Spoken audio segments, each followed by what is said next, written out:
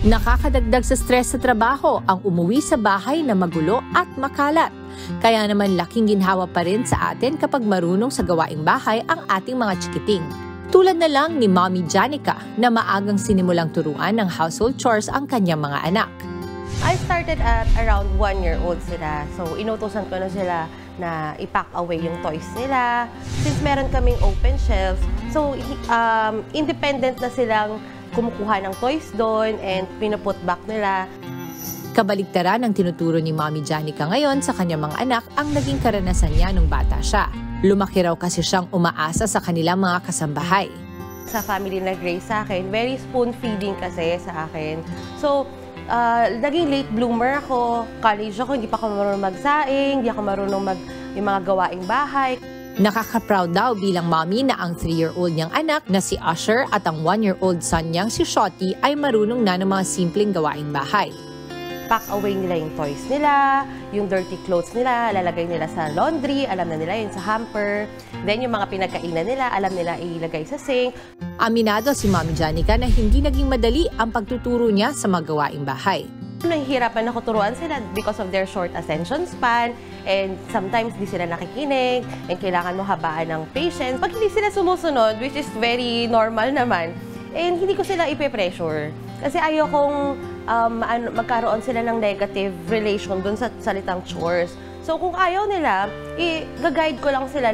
Nakaisip din daw ng paraan si Mommy Janica para mapadali ang pagtuturo niya ng household chores sa mga bata. So meron kaming practical life skills na activity kung tawagin. So dun para siyang tinuturuan ko sila for the day, pwede silang magpunas. So slowly ko silang ini-introduce. So nagpupunas sila, nagwawalis sila, nagmamap sila.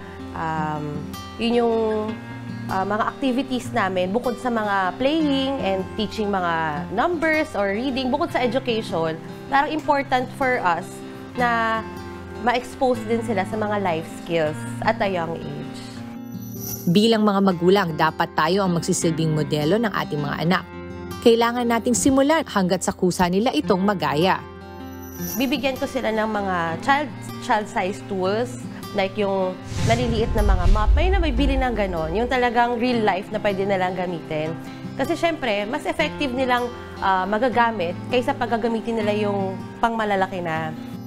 Kalat mo, linis mo ang #1 rule ni Mommy Janica sa kanilang household.